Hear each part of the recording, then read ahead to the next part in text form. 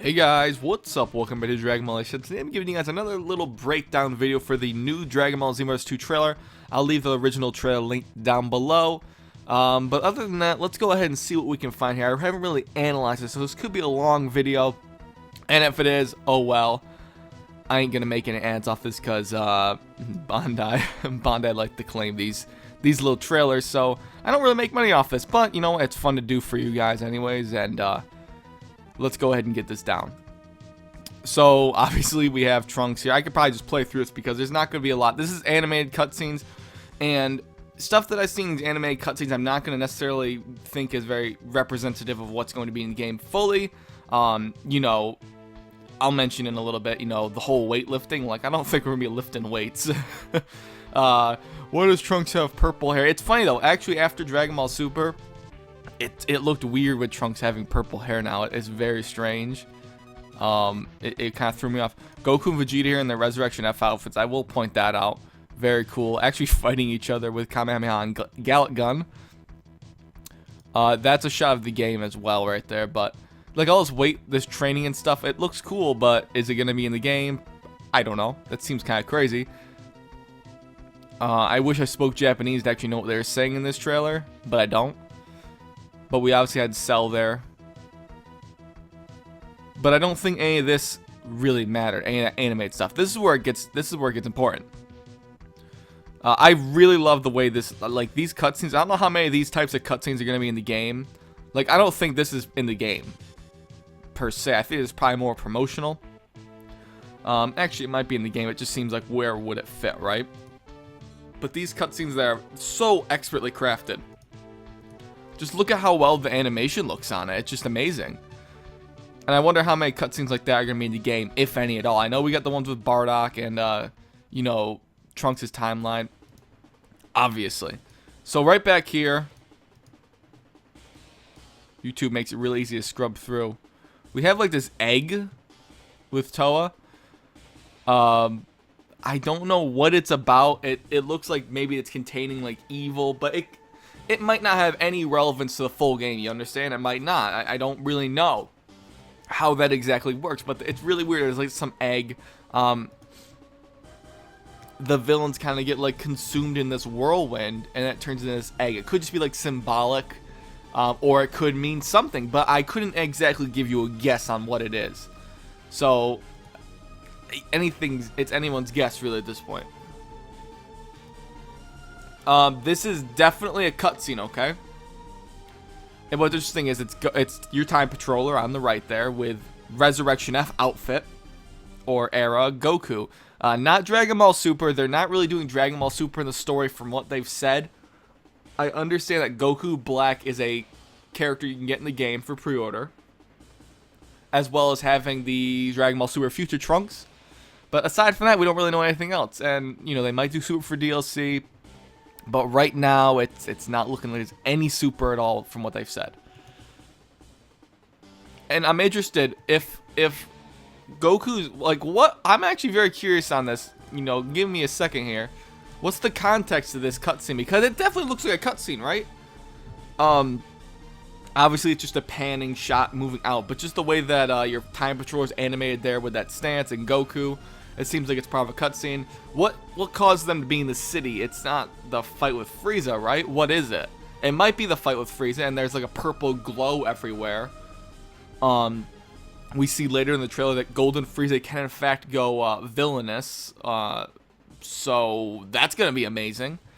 But I'm very curious of what part of the story that actually takes place in. Nothing really to see here. Just Toki, you know, Supreme Kai time. I actually didn't look. Who's Trunks coming after here? Is it Turles? Because they're on Namek, and we know that Turles and Lord Slug have both been there. This is going to be a tricky one to get. It looks like Lord Slug, though. And you probably already see it. Oh, it is Lord Slug. Yep, it's Lord Slug. You can kind of see the outline there. So, yeah. Lord Slug escapes. I don't know how he teleports out of there. Maybe Toa teleports him out or whatever, but that's interesting. Here we have part of Conton City, the new hub world. I don't know what these orbs are. up here in the top. But your Time Patroller is talking to Vegeta in the Resurrection F outfit, or I guess the Whis outfit, whatever you really want to call it. Whis symbol outfit, Resurrection F outfit. So it's cool. You can kind of see that character out there in the open. I actually like that a lot. Some shots of them flying around right here. So, and this is like the character customization, which looks like it's going to be probably even better, which is what they've said. Goes all the way up to option 12. I think it was a face option. So I don't think the actual customization. Holy crap! Hold on now. I actually never noticed that. These are hairstyles, and then it goes. Look at the bar here is at the bottom, so it probably goes like one more down to 35. So like 35 female human / Saiyan hairstyles. I'm assuming human and Saiyans probably have the same hairstyles, right? 35? That's more than like most RPG games give you. That's kind of crazy. And when you're dealing with a very specific but simple art style like Toriyama's, you really gotta be pretty creative. But that's kind of crazy, man. 35. Unless it just starts at like 15 or something. I don't know. That's kind of crazy. Elder Kai back here. It's not really anything to make note of, though. What's in this shop before, though, with a Time Patroller out here? Nothing. It's blurry and there's nothing there. It's just in the hub world. Time Patroller gets transported in after Krillin does a solar flare on Dodoria to help him out. Well, I like they're really covering a lot of the story here. Yes, we are going to retread some things, but I think it's going to be still feel fresh because of the new gameplay, and they're going to be altered in some ways. But we're going to retread some of the things in Xenoverse 1, I'm pretty sure. It seems that way. But at the same time, we're going in and filling in a lot of the gaps that we missed. And I think the campaign for this game is going to be pretty long, honestly. I really do. Probably close to at least 10 hours. And that's a pretty lengthy game, especially for a fighting game. So, obviously, we had Future Trunks and Gohan here. I'm actually curious, though. Your character gets, like, surprised here for some reason. And I'm curious of why. Does someone appear out of nowhere? Do the androids or maybe even Cell appear up from some horizon or something? Or is there something said that makes your character surprised? Hell, I don't really know. But, again, makes me think, if you look at Trunks' face, he kind of turns to the character. So, see, he turns right here. Because he's like, what are you looking at? So, I don't know. It could be something.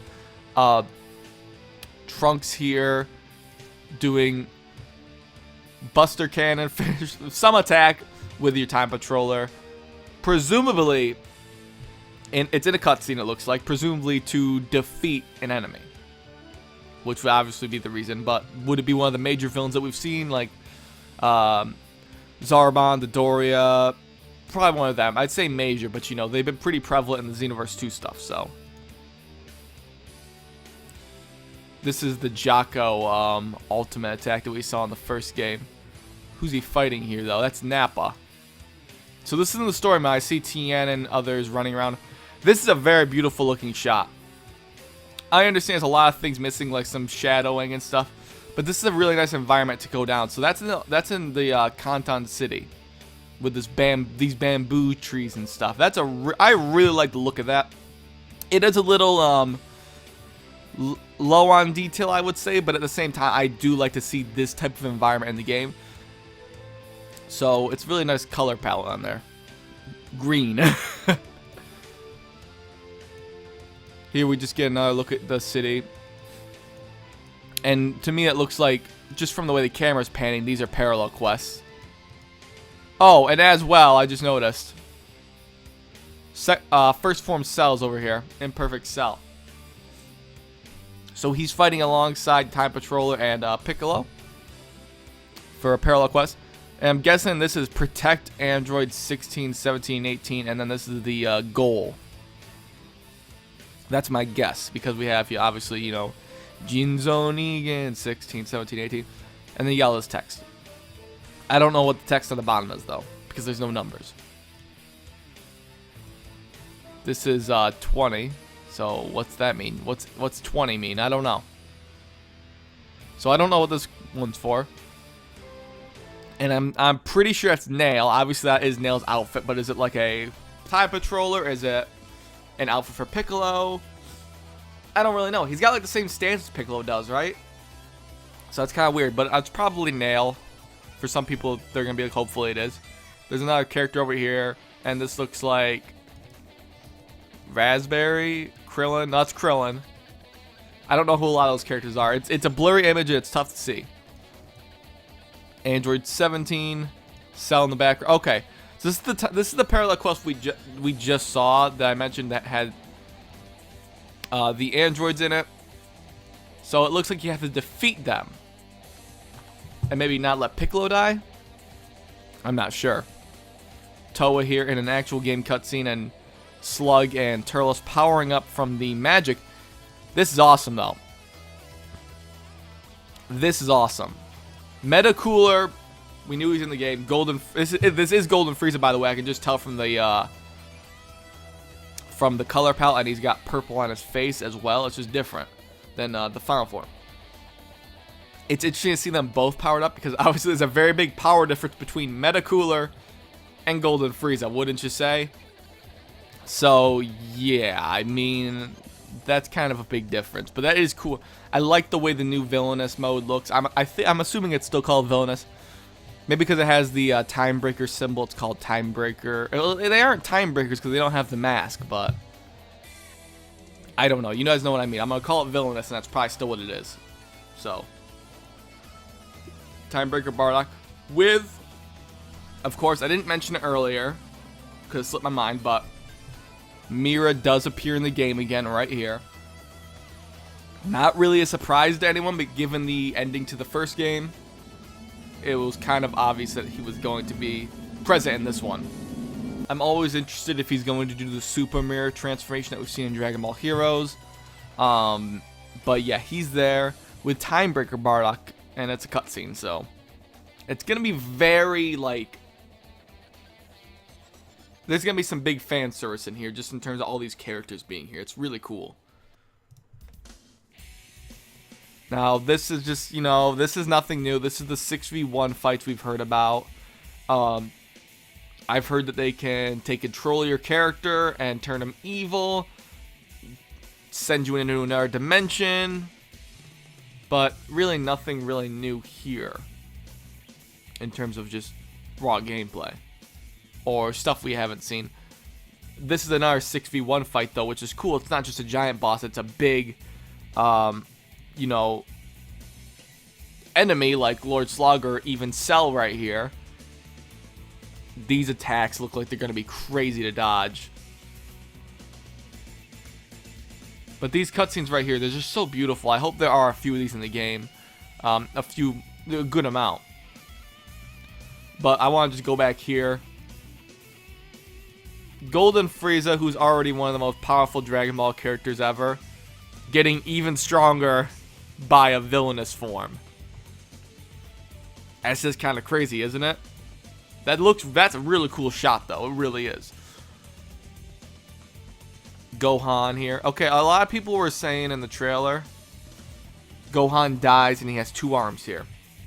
I think, from what I've heard, is the game engine could not render out 1 arm for him or something. It just, like, broke the game. That's what I've heard. I will be honest, I don't have a source for that. It's just something I've heard over the months. So, I'm sure someone out there has the answer. But that's what I've heard, is that the game engine couldn't do it. And that's a pretty realistic reason. And people are like, well, why is he missing it in this cutscene? It's not in the gameplay, and it's probably just for consistency, really.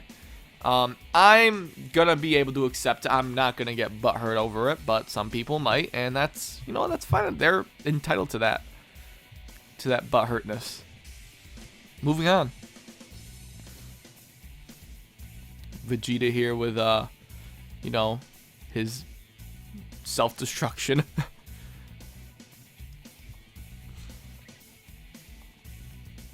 There's really nothing else to notice here. Oh, holy crap! Gohan This is what I'm presuming is the future timeline. And Android 16's here. That's crazy. That's what I'm guessing from these two scenes obviously put together. Correct. That's kind of crazy. And aside from that, Meta Cooler Army. Raspberry, you know, the versions of Raspberry in a pool right here. Another shot of Mira. If I can get to him. Something whizzing by his head, I'm not sure what. An energy blast or a character, I have no idea.